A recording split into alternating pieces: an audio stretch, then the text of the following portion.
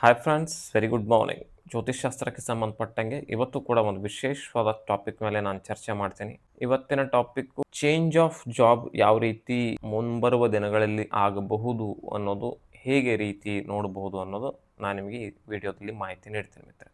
ನೆನ್ಪಿಟ್ಟುಕೊಳ್ಳಿ, ಈ ವಿಡಿಯೋದಲ್ಲಿ ನಾನು ಅಂದರೆ ಸ್ಟಾರ್ಟಿಂಗ್ ಆಫ್ ಜಾಬ್ ಬಗ್ಗೆ ಹೇಳ್ತಾ ಇಲ್ಲ, ಅಥವಾ ಒಂದು ಸಂಕ್ಷಿಪ್ತವಾಗಿ ಒಂದು ಜಾಬಿನ ನೇಚರ್ ಬಗ್ಗೆ ಒಂದು ನಿಮಿಷ ನಾನು ಮಾತನಾಡ್ತೀನಿ. ಬಟ್ ಮೇನ್ ಕಾರಣ, ಉದ್ದೇಶ ಮಾಡಲಿಕ್ಕೆ ಇರೋದು, ಹೇಳಲಿಕ್ಕಿರೋದು, ಆಲ್ರೆಡಿ ವ್ಯಕ್ತಿ ಜಾಬಲ್ಲಿದ್ದಾನೆ, ಆಲ್ರೆಡಿ ಮಾಡ್ತಾ ಇದ್ದಾನೆ.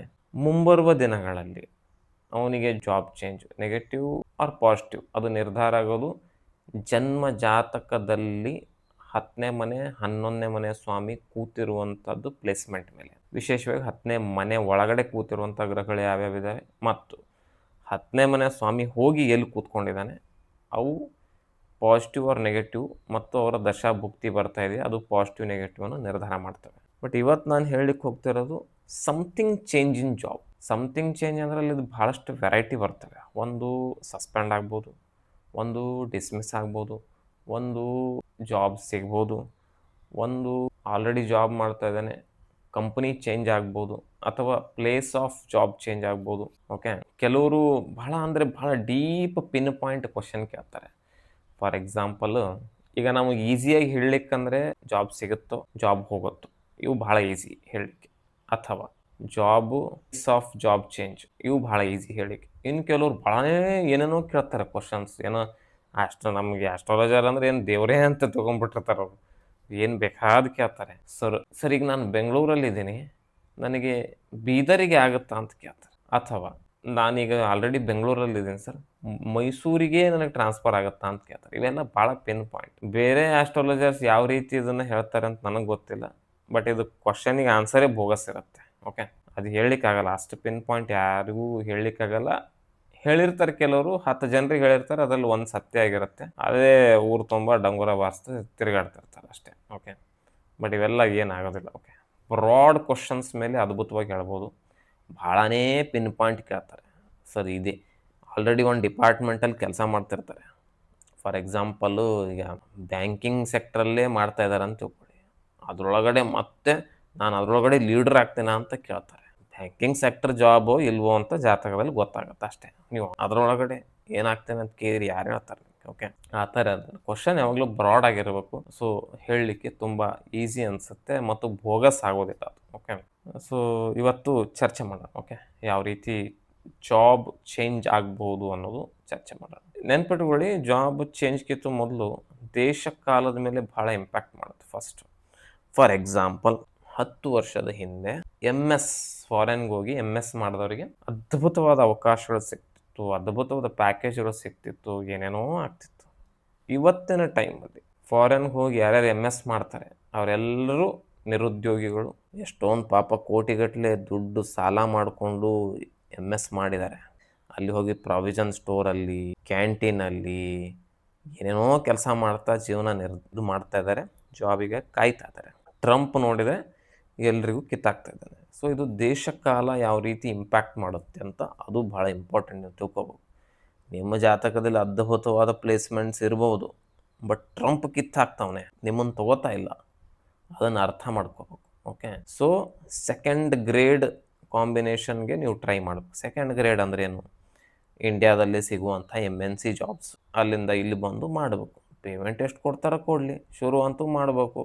ನನಗೆ ಅಷ್ಟೇ ಪೇಮೆಂಟ್ ಬೇಕು, ಇಷ್ಟೇ ಪೇಮೆಂಟ್ ಬೇಕು, ಅಂಥದ್ದೇ ಕೆಲಸ ಬೇಕಂದ್ರೆ ಇಲ್ಲ. ಶುರು ಅಂತೂ ಮಾಡಬೇಕು, ಮುಂದೆ ಏನಾಗುತ್ತೆ ನೋಡಬೇಕು ಅಷ್ಟೇ. ಓಕೆ, ಖಾಲಿ ಕೂತ್ಕೊಂಡ್ರೆ ಯೂಸ್ ಇಲ್ಲ. ಸೊ ಈ ಥರ ದೇಶ ಕಾಲನೂ ಕೂಡ ಜಾತಕವಲ್ಲದೇನೆ ನಮ್ಮ ಮೇಲೆ ಇಂಪ್ಯಾಕ್ಟ್ ಮಾಡ್ತದೆ. ಸೊ ಸ್ಟಡಿ ಮಾಡೋಣ ಯಾವ ಥರ. ಜಾತಕದಲ್ಲಿ 12 ಮನೆ ಇರ್ತವೆ. ಇದು ಏನಿದೆ ಲಗ್ನ, ಅಸೆಂಡೆಂಟ್ ಅಂತೀವಿ. ಇದು ಆ್ಯಕ್ಚುಲಿ ನಾರ್ತ್ ಇಂಡಿಯನ್ ಸ್ಟೈಲ್ ಜಾತಕ. ನಾವು ಅದರಲ್ಲೇ ಕಲ್ತಿರೋ ಕಾರಣಕ್ಕಾಗಿ ಎಕ್ಸ್ಪ್ಲೇನ್ ಮಾಡ್ಲಿಕ್ಕೆ ಈಸಿ ಆಗುತ್ತೆ ನನಗೆ. ಓಕೆ, 10ನೇ ಮನೆ ಏನಿದೆ ಕರಿಯರಿಗೆ ಸಂಬಂಧಪಟ್ಟ ಮನೆ. 10ನೇ ಮನೆ ಕರಿಯರಿಗೆ ಅಂದಮೇಲೆ ಅದೊಂದೇ ಇಲ್ಲಿ ಅಪ್ಲೈಕೇಬಲ್ ಆಗೋದಿಲ್ಲ. ಓನ್ಲಿ ಜಾಬಿನ ಒಂದು ನೇಚರ್ ಬಗ್ಗೆ ಅದು ತಿಳಿಸ್ಕೊಡುತ್ತೆ. ಅದರ ಜೊತೆಯಲ್ಲಿ ಏನಿದೆ 11ನೇ ಮನೆ ಅಂದರೆ ಫೈನಾನ್ಷಿಯಲ್ ಗೇನ್ಸ್ ಅಂತೀವಿ. ವ್ಯಕ್ತಿಗೆ ಗೇನ್ಸ್ ಹೆಂಗೆ ಆಗುತ್ತೆ, ವೃತ್ತಿ ಜೀವನದಲ್ಲಿ ಗೇನ್ಸ್ ಆಗುತ್ತೆ. ಓಕೆ, ನೆಕ್ಸ್ಟ್ 2ನೇ ಮನೆ 2, 11, ಮತ್ತು ಆಮೇಲೆ ಲಗ್ನೇಶ. ಈ 4 ಏನಿದಾವೆ ಇಂಪಾರ್ಟೆಂಟ್ ಫ್ಯಾಕ್ಟರ್ಸ್ ಕರಿಯರ್ ವಿಷಯದಲ್ಲಿ ಪ್ಲೇ ಮಾಡ್ತವೆ. ನೆಕ್ಸ್ಟ್ ಲೆವೆಲಲ್ಲಿ ಏನಿದೆ, ಬೇರೆ ಗ್ರಹಗಳು ಮತ್ತು ಯಾವ ಮನೆಯ ಸ್ವಾಮಿ ಈ ಮನೆಗಳಿಗೆ ಲಿಂಕ್ ಆಗ್ತಾ ಇದ್ದಾನೆ ಅದ್ರ ಮೇಲೆ ಡಿಪೆಂಡ್ ಆಗುತ್ತೆ ನೇಚರ್ ಆಫ್ ಜಾಬ್ ಯಾವುದಿರುತ್ತೆ ಅಂತ. ನೋಡಿ, ಈಗಿನ ಕಾಲದಲ್ಲಿ ಜಾಬ್ಗಳು ನನಗನ್ಸಿದ ಮಟ್ಟಿಗೆ ಒಂದು 10 ಲಕ್ಷ ತರಹದ ಜಾಬ್ಗಳಿದಾವೆ. 10 ಲಕ್ಷ ಥರದ್ದು. ಓಕೆ, ಫಾರ್ ಎಕ್ಸಾಂಪಲ್ ಈಗ ಬ್ಯಾಂಕಿಂಗ್ ಸೆಕ್ಟರ್ ಜಾಬ್ ಅಂತ ತಗೊಂಡ್ರೆ ಅದರಲ್ಲಿ ಏನಿರ್ತಾರೆ, ಕ್ಯಾಶಿಯರ್ ಬರ್ತಾನೆ, ಅಟೆಂಡರ್ ಬರ್ತಾನೆ, ಬ್ಯಾಂಕಲ್ಲಿ ಪ್ಯೂನು ಬರ್ತಾನೆ, ಮತ್ತು AGM DGM ಬರ್ತಾನೆ, ಮ್ಯಾನೇಜರ್ ಬರ್ತಾನೆ, ಇವೆಲ್ಲ ಬೇರೆ. ಓಕೆ, ಮತ್ತು ಅದೇ ಬ್ಯಾಂಕಲ್ಲೇ ಒಬ್ಬ ಗೋಲ್ಡ್ ಅಪ್ರೈಸರ್ ಆಗಿರ್ತಾನೆ. ಅವನಿಗೆ ಬ್ಯಾಂಕಿಗೆ ಸಂಬಂಧ ಇಲ್ಲ, ಬಟ್ ಆಚೆ ಕಡೆಯಿಂದ ಅವ್ನು ಕೆಲಸ ಮಾಡಿ ಹೋಗ್ತಾನೆ. ಅವ್ನ ಸಂಬಳ ನೋಡಿದರೆ ಬ್ಯಾಂಕ್ ಮ್ಯಾನೇಜರ್ಗಿಂತಲೂ ಜಾಸ್ತಿ ಇರುತ್ತೆ ಕೆಲವು ಸರಿ. ಯಾಕಂದ್ರೆ ಒಂದು ಗೋಲ್ಡ್ ಅಪ್ರೈಸ್ ಮಾಡೋಕ್ಕೆ 2,000 ತೊಗೊತಾರೆ. Okay, 2K ತೊಗೊತಾರೆ. ಆ ಥರದ ಒಂದು 4-5 ಬ್ಯಾಂಕಿಗೆ ಅವ್ನು ಮಾಡ್ತಿರ್ತಾನೆ. ದಿನಕ್ಕೆ 10,000 ಗಳಿಸುವಂಥ ಬ್ಯಾಂಕ್ ಅಪ್ರೈಸರ್ ನಾನು ನೋಡಿದ್ದೀನಿ. ಮ್ಯಾನೇಜರಿಗೆ ಅವನಿಗಿಂತಲೂ ಕಡಿಮೆ ಸಂಬಳ ಇರುತ್ತೆ. ಸೊ ಈ ಥರದ ನೇಚರ್ಸು ಜಾಬ್ ವಿಚಿತ್ರವಾಗಿರ್ತವೆ. ನಿಮಗೆ ನಂಬೋಕ್ಕೂ ಸಾಧ್ಯ ಆಗೋದಿಲ್ಲ. ಇರಲಿ. ಸೊ 10 ಲಕ್ಷ ಥರದ ಜಾಬ್ ಇದ್ದಾವೆ. 10 ಲಕ್ಷ ಥರದ ಜಾಬು ವಿಡಿಯೋದಲ್ಲಿ ಎಕ್ಸ್ಪ್ಲೇನ್ ಮಾಡಲಿಕ್ಕಾಗಲ್ಲ. ಸೊ ಏನಾಗುತ್ತೆ, ಬ್ರಾಡ್ ಅಂತೀವಿ ನಾವು, ಅಂದರೆ ನೇಚರ್ ಆಫ್ ಜಾಬ್ ಅಂತೀವಿ. ನೇಚರ್ ಆಫ್ ಜಾಬು ಯಾವ ಥರದ ಜಾಬ್ ಮಾಡ್ತಾನೆ ಅನ್ನೋದು ಜಾತಕದಿಂದ ಗೊತ್ತಾಗುತ್ತೆ. ಉದಾಹರಣೆಗೆ 10ನೇ ಮನೆಯ ಸ್ವಾಮಿ, ಓಕೆ, 4ನೇ ಮನೆಯ ಸ್ವಾಮಿ ಇಲ್ಲಿ ಹೋದರೆ ಅಥವಾ 10ನೇ ಮನೆಯ ಸ್ವಾಮಿ ಇಲ್ಲಿ ಬಂದು ಕೂತ್ರೆ ಇದು ಏನಾಗುತ್ತೆ, ಎಲ್ಲೋ ವ್ಯಕ್ತಿ ಭೂಮಿ, ಭವನ, ವಾಹನದ ರಿಲೇಟೆಡ್ ಜಾಬಲ್ಲಿ ಇರುತ್ತಾನೆ ಅಂತ ಅರ್ಥ. ಅವ್ನ ಇನ್ಕಮ್ ಎಷ್ಟಿರುತ್ತೆ ಅದು ಎಲ್ಲ 2ನೇ ಮನೆ 11ನೇ ಮನೆ ನಿರ್ಧಾರ ಮಾಡ್ತೇವೆ, ಅದು ಬೇರೆ ಮಾತು. ಅಟ್ ಲೀಸ್ಟ್ ಇದು ಏನು ಹೇಳ್ಕೊಡುತ್ತೆ, ಭೂಮಿ, ಭವನ, ವಾಹನದ ರಿಲೇಟೆಡ್ ಜಾಬ್ಸಲ್ಲಿ ಇರ್ತಾನೆ. ಇದು ಬ್ರಾಡ್. ಮತ್ತು ಪಿನ್ ಪಾಯಿಂಟ್ ಒಳಗಡೆ ಹೋಗ್ತಾ ಏನಾಗುತ್ತೆ, ಭೂಮಿ, ಭವನ, ವಾಹನದಲ್ಲಿ ಮತ್ತು 1 ಲಕ್ಷ ಥರ ಜಾಬ್ ಬರುತ್ತೆ. ವೆಹಿಕಲ್ಸ್ ಸೇಲ್ಸ್ ಮಾಡ್ತಾನ, ಸರ್ವಿಸ್ ಮಾಡ್ತಾನ, ಮೆಕ್ಯಾನಿಕ್ ಇದಾನ, ದೊಡ್ಡ ಶೋರೂಮ್ ಇದೆಯಾ, ಸೆಕೆಂಡ್ ಹ್ಯಾಂಡ್ಸ್ ಗಾಡಿಗಳು ಸೇಲ್ ಮಾಡ್ತಾನ, ಇದು ಆಯಾ ಗ್ರಹಗಳು ನಿರ್ಧಾರ ಮಾಡ್ತವೆ. ನೆಕ್ಸ್ಟ್, ಭೂಮಿ, ಭವನ, ವಾಹನ, ರೋಡ್ ಕಾಂಟ್ರಾಕ್ಟರ್ ಇದಾನ, ಅಥವಾ ಇಂಟೀರಿಯರ್ ಡಿಸೈನರ್ ಇದಾನ, ಆರ್ಕಿಟೆಕ್ಟ್ ಇದಾನ, ಅಥವಾ ಹಳೆ ಮನೆಗಳನ್ನು ಮಾತ್ರ ಕೆಡವಿ ಹೊಸ ಮನೆ ಕಟ್ತಾನ, ಅಥವಾ ಬರೀ ಟಿನ್ ಶೆಡ್ಗಳ ನಿರ್ಮಾಣ ಮಾಡುವಂಥ ಕಂಪನಿ ಇದೆಯಾ. ಈ ಭಾಳ ಇದ್ದಾವೆ. ಇನ್ನು ನನಗೆ ವಿಡಿಯೋ ಮಾಡುವಾಗ ತೋಚಲ್ಲ, ಬಟ್ ಇದೇ ಫೀಲ್ಡಲ್ಲಿ ಮತ್ತು ಸಾವಿರಾರು ಬರ್ತವೆ. ಓಕೆ, ಸೊ ಇದು ಮತ್ತೆ ಈ ಥರದ್ದೇನಿದೆ ನೇಚರ್ ಆಫ್ ಜಾಬು ಹೇಳ್ತವೆ. ಫಾರ್ ಎಕ್ಸಾಂಪಲ್ 6ನೇ ಮನೆ 10ನೇ ಮನೆ ಇಂಟರ್ಲಿಂಕ್ ಆದರೆ, ಅಂದರೆ 6ನೇ ಮನೆ ಸ್ವಾಮಿ 10ನೇ ಮನೆ ಅಥವಾ 10ನೇ ಮನೆ ಸ್ವಾಮಿ 6ನೇ ಮನೇಲಿ ಕೂತ್ರೆ ಏನಾಗುತ್ತೆ, ವ್ಯಕ್ತಿ ರೋಗ ರುಜಿನ, ಕೋರ್ಟು ಕಚೇರಿ, ಸಾಲದ ವೃತ್ತಿಯಲ್ಲಿ ಇರ್ತಾನೆ ಅಂತ ಅರ್ಥ. ಇಲ್ಲಿ ಏನಾಗುತ್ತೆ, ಡಾಕ್ಟರ್ ಇರ್ಬೋದು, ನರ್ಸ್ ಇರ್ಬೋದು, ಮೆಡಿಸಿನ್ ಮ್ಯಾನುಫ್ಯಾಕ್ಚರಿಂಗ್ ಕಂಪನಿಯಲ್ಲಿ ಕೆಲಸ ಮಾಡೋನಿರ್ಬೋದು, MR ಇರ್ಬೋದು, ಮೆಡಿಕಲ್ ರಿಪ್ರೆಸೆಂಟೇಟಿವ್ ಇರ್ಬೋದು, ಅಥವಾ ಬ್ಯಾಂಕಲ್ಲಿ ಲೋನ್ ಡಿಪಾರ್ಟ್ಮೆಂಟಲ್ಲಿ ಇರ್ಬೋದು. ಯಾಕಂದ್ರೆ 6ನೇ ಮನೆ ಲೋನು, 10ನೇ ಮನೆ ಕರಿಯರ್, ಲೋನ್ ಡಿಪಾರ್ಟ್ಮೆಂಟಲ್ಲಿ ವರ್ಕ್ ಮಾಡ್ತಿರ್ಬೋದು. ಮತ್ತು ಮೇಲಾಗಿ ಪವರ್ಫುಲ್ ಯಾವಾಗುತ್ತೆ ಅಂದರೆ 11ನೇ ಮನೆಯೂ ಲಿಂಕ್ ಆದರೆ, 10ನೇ ಮನೆ ಸ್ವಾಮಿ ಆಲ್ರೆಡಿ ಬಂದು 6ನೇ ಮನೇಲಿ ಕೂತಿದ್ದಾನೆ, ಮತ್ತು ಅವನ ಜೊತೆ 11ನೇ ಮನೆಯೂ ಸ್ವಾಮಿನೂ 6ನೇ ಮನೆಯಲ್ಲಿ ಬಂದು ಕೂತ್ರೆ ಅವನು ದುಡ್ಡು ಮಾಡೋದು ಕರಿಯರ್ ಎರಡೂ ಕೂಡ 6ನೇ ಮನೆಗೆ ಲಿಂಕ್ ಆಯಿತು ಅಂತ ಅರ್ಥ. ಅವನ ಪಕ್ಕಾ ವೈದ್ಯಕೀಯ ಕ್ಷೇತ್ರ, ಸಾಲ ಕೊಡೋದು ತಗೊಳ್ಳೋದು, ಅಥವಾ ಕೋರ್ಟು ಕಚೇರಿ ವ್ಯವಹಾರಗಳಲ್ಲಿ ಸ್ಟೆನೋಗ್ರಾಫ್ ಅಂತಾರೆ ಅದು ಆಗಿರ್ಬೋದು, ಲಾಯರ್ ಆಗಿರ್ಬೋದು, ಅಥವಾ ಕೋರ್ಟಲ್ಲಿ ಕಸ ಗುಡಿಸೋನಾಗಿರ್ಬೋದು. ಸೊ ಇವೆಲ್ಲ ನೇಚರ್ ಆಫ್ ಜಾಬ್ಸು ನಿರ್ಧಾರ ಮಾಡ್ತವೆ. ಫಸ್ಟ್ ಮನೆ, ಗ್ರಹ ಮತ್ತು ಅವುಗಳ ಪ್ಲೇಸ್ಮೆಂಟ್ ಈ ಥರ ಹೋಗ್ತದೆ. ಓಕೆ, ಸೊ ಮತ್ತು ಜಾಬ್ ಚೇಂಜ್ ಯಾವಾಗ ಆಗುತ್ತೆ ಅಂತ ನಿಮ್ಮ ಜಾತಕದಲ್ಲಿ ನೀವೇ ನೋಡ್ಕೋಬೋದು ಮಿತ್ರ. ನಾನು ಉದಾಹರಣೆ ಸಮೇತ ಹೇಳ್ತೀನಿ. ಓಕೆ, ಈ ಸದ್ಯಕ್ಕೆ ಮಿಥುನ ಲಗ್ನ ತಗೊಳ್ಳೋಣ. ಓಕೆ, ಫಸ್ಟ್ ಎಕ್ಸಾಂಪಲ್ ಮಿಥುನ ಲಗ್ನ ಅಂತ ಬಂದರೆ ಇಲ್ಲಿ 12 ನಂಬರ್ ಬರುತ್ತೆ. ಈ ಸದ್ಯಕ್ಕೆ ಗೋಚಾರದಲ್ಲಿ ಶನಿ. ಓಕೆ, ಈ ಸದ್ಯಕ್ಕೆ ಕಳೆದ 2 ವರ್ಷದಿಂದ ಶನಿ ಇಲ್ಲೇ ಬೀಡು ಬಿಟ್ಟಿದ್ದಾನೆ. ಯಾರ್ಯಾರ ಜಾತಕದಲ್ಲಿ ಶನಿ ಮಹಾದಶೆ ನಡೀತಾ ಇದೆ, ಶನಿ ಭುಕ್ತಿ ನಡೀತಾ ಇದೆ, ಇಷ್ಟೇ.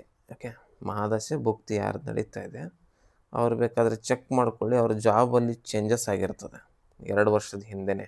ಜಾಬ್ ಅಕಸ್ಮಾತ್ ಶನಿ ಪಾಸಿಟಿವ್ ಇದ್ದರೆ ಚೆನ್ನಾಗಿರುತ್ತೆ, ಚೆನ್ನಾಗಿರಲಿ ಬಿಡಲಿ, ಬಟ್ ಹಾರ್ಡ್ ವರ್ಕು ಎಫರ್ಟ್ ಅಂತೂ ಹಾಕಿಸ್ತಾನೆ ಶನಿ 10ನೇ ಮನೆಗೆ ಬಂದಾಗ. ಕರಿಯರಲ್ಲಿ ಕಿರಿಕಿರಿ ಬಂದಿರುತ್ತೆ. ಮೇಲಾಗಿ ಅವ್ರದ್ದು ರಾಶಿನೂ ಮೀನ ರಾಶಿ ಇದ್ದರೆ, ಅಂದರೆ ಚಂದ್ರಮ ಇಲ್ಲೇ ಇದ್ದಾನೆ ಜನ್ಮ ಜಾತಕದಲ್ಲಿ, ಇದರ ಮೇಲೆ ಶನಿಯ ಗೋಚಾರ ಆಗ್ತಾ ಇದ್ದರೆ ಅವ್ರು ಶನಿ 7.5 ಒಳಪಡ್ತಾರೆ. ಅಂಥವರಿಗೆ ಕರಿಯರಲ್ಲಿ ಬಹಳಷ್ಟು ಪ್ರಾಬ್ಲಮ್ಸ್ ಬರ್ತದೆ. ಜಾಬ್ ಚೇಂಜ್ ಆಗಿರ್ತದೆ, ಡಿಸ್ಮಿಸ್ ಆಗಿರ್ತಾರೆ, ಸಸ್ಪೆಂಡ್ ಆಗಿರ್ತದೆ, ಅಥವಾ ಪ್ಲೇಸ್ ಆಫ್ ಜಾಬ್ ಚೇಂಜ್ ಆಗಿರ್ತದೆ. ಓಕೆ, ಏನು ಬೇಕಾದಾಗ್ಬೋದು. ಒಟ್ಟಿನಲ್ಲಿ ಜಾಬಿನಲ್ಲಿ ಮಿಥುನ ಲಗ್ನದವರಿಗೆ ಕಳೆದ 2 ವರ್ಷದ ಹಿಂದೆ ಅಥವಾ 2 ವರ್ಷದಲ್ಲಿ ಏನಾದರೂ ಚೇಂಜಸ್ ನೋಡ್ಲಿಕ್ಕೆ ಸಿಕ್ಕೇ ಇರುತ್ತೆ. ವಿಶೇಷವಾಗಿ ಯಾರ್ದು ಶನಿ ಮಹಾದಶೆ ಭುಕ್ತಿ ನಡೀತಾ ಇದೆ ಅಂಥವ್ರಿಗೆ. ಓಕೆ, ಇದು 1 ಎಕ್ಸಾಂಪಲ್. ಸೆಕೆಂಡ್ ಎಕ್ಸಾಂಪಲ್, ವೃಷಭ ಲಗ್ನ ತಗೊಳ್ಳಿ. ವೃಷಭ ಲಗ್ನದವರಿಗೆ 11ನೇ ಮನೆಯಲ್ಲಿ ರಾಹು ಗೋಚಾರ. ಕಳೆದ 1 ವರ್ಷ ಮೇಲೆ 3 ತಿಂಗಳು ರಾಹು ಅಲ್ಲೇ ಬೀಡು ಬಿಟ್ಟಿದ್ದಾನೆ. ರಾಹು ಅಲ್ಲಿ ಬಂದಾಗ ಯಾರ್ದಾದ್ರೂ ರಾಹು ಮಹಾದಶೆ ಅಥವಾ ಭುಕ್ತಿ ನಡೀತಿದ್ರೆ ಖಂಡಿತವಾಗೂ ಅವ್ರ ಕರಿಯರ್ ಲೈಫಲ್ಲಿ ಚೇಂಜಸ್ ನೋಡ್ಲಿಕ್ಕೆ ಸಿಕ್ಕಿರುತ್ತೆ. ಡಿಸ್ಮಿಸ್, ಸಸ್ಪೆಂಡ್, ಶಾರ್ಟ್ಕಟ್ಟಿಂದ ದುಡ್ಡು ಮಾಡೋದು ಟ್ರೈ ಮಾಡಿರೋದು, ಅಥವಾ ಮಲ್ಟಿಪಲ್ ಕರಿಯರು, ಮಲ್ಟಿಪಲ್ ವೃತ್ತಿಗಳಿಗೆ ಕೈ ಹಾಕಿರೋದು, ಅಥವಾ ಚಿಕ್ಕ ಬಿಸ್ನೆಸ್ಸಿಂದ ದೊಡ್ಡ ಬಿಸ್ನೆಸ್ ಮಾಡಿರೋದು, ಅಥವಾ IT ಟೆಕ್ನಾಲಜಿ ಫೀಲ್ಡಲ್ಲಿ ಅದ್ಭುತವಾಗಿ ಅವಕಾಶಗಳು ಸಿಕ್ಕಿರ್ತದೆ. ಇವನ್ ಫಾರಿನ್ MNC ಕಂಪ್ನಿಯಲ್ಲಿ ಅವಕಾಶಗಳು ಸಿಕ್ಕಿರ್ತವೆ. ಅಂಥ ಚಾನ್ಸಸ್ ಕೂಡ ನೋಡ್ಲಿಕ್ಕೆ ಸಿಗುತ್ತೆ. ಸೊ ನೆಕ್ಸ್ಟ್ ಹಾಗೆ ಬನ್ನಿ, ವೃಶ್ಚಿಕ ಲಗ್ನ. ಇವ್ರು ಭಾಳ ಇಂಪಾರ್ಟೆಂಟ್ ಮಿತ್ರ ಕಳೆದ 1.5 ವರ್ಷದಲ್ಲಿ. ಯಾಕಂದರೆ ಇಲ್ಲಿ ಕೇತು ಗೋಚಾರ ಆಗಿದೆ. ಕೇತು 10ನೇ ಮನೆ ಗೋಚಾರ ಆದರೆ ದೇರ್ ಇಸ್ ನೋ ಡೌಟ್ ಅವ್ರದ್ದೇನಾದರೂ ಕೇತು ಮಹಾದಶ ಅಥವಾ ಭುಕ್ತಿ ನಡೀತಿದ್ರೆ ನೋ ಡೌಟ್ ಜಾಬ್ ಹೋಗಿರುತ್ತೆ, ಜಾಬ್ ಕಟ್ ಆಗಿರುತ್ತೆ, ಅಥವಾ ಊರು ಬಿಟ್ಟು ಊರು ಓಡಿ ಹೋಗಿರ್ತಾರೆ. ಜಾಬಲ್ಲೇ ಅಂದರೆ ಟ್ರಾನ್ಸ್ಫರ್ ಅಂತ ಅರ್ಥ, ಹೋಗಿರ್ತಾರೆ, ಏನೋ ಒಂದಾಗಿರುತ್ತೆ. ಓಕೆ, ಈ 3 ಯಾರು ಮಿಥುನ ಲಗ್ನ, ವೃಶ್ಚಿಕ ಲಗ್ನ, ವೃಷಭ ಲಗ್ನ, ಈ 3 ಇದ್ದವರಿಗೆ ಕರಿಯರಲ್ಲಿ ಭಾಳಷ್ಟು ಚೇಂಜಸ್ ನೋಡ್ಲಿಕ್ಕೆ ಸಿಕ್ಕಿರುತ್ತೆ. ಈಗ ನೆಕ್ಸ್ಟ್ ಏನು ಯಾರ್ಯಾರ್ದು ಜಾತಕದಲ್ಲಿ ಈಗ ನೆಕ್ಸ್ಟ್ ಏನಿದೆ ಶನಿ ಇನ್ನೊಂದು 4-5 ತಿಂಗಳಲ್ಲಿ, ಎಕ್ಸಾಕ್ಟ್ ನನಗೆ ಮಂತ್ ಗೊತ್ತಿಲ್ಲ, 4-5 ತಿಂಗಳಲ್ಲಿ ಅವನು ಗೋಚಾರ ಆಗುತ್ತೆ. ಓಕೆ, ಶನಿ ಗೋಚಾರ. ಇನ್ನೊಂದು 2-3 ತಿಂಗಳಲ್ಲೇ, ಎಕ್ಸಾಕ್ಟ್ ಡೇಟ್ ಗೊತ್ತಿಲ್ಲ, ರಾಹು ಕೇತು ಇಬ್ಬರದು ಬದಲಾವಣೆ ಆಗುತ್ತೆ, ಸ್ಥಾನ ಪಲ್ಲಟ ಆಗುತ್ತೆ. ಈ 3 ಜನ ಲಾಸ್ಟ್ ಒಂದು 5-6 ತಿಂಗಳಲ್ಲೇ ಭಾರಿ ಟ್ರಾನ್ಸಿಟ್ ಆಗುತ್ತೆ, 3 ಜನ ಒಟ್ಟಿಗೆ ಆಗುತ್ತೆ. ಓಕೆ, ಆಗ ನೆಕ್ಸ್ಟ್ ಯಾರ್ಯಾರ ಜಾತಕದಲ್ಲಿ ಶನಿ ರಾಹು ಕೇತು 3ರಲ್ಲಿ ಯಾರಾದರೂ ಒಬ್ಬರು 10ನೇ ಮನೆ ಗೋಚಾರ ಆಗ್ತಾಯಿದ್ರೆ ಅವರ ಜಾಬಲ್ಲಿ ಚೇಂಜು ನೋಡ್ಲಿಕ್ಕೆ ಸಿಗುತ್ತೆ ನಿಮಗೆ.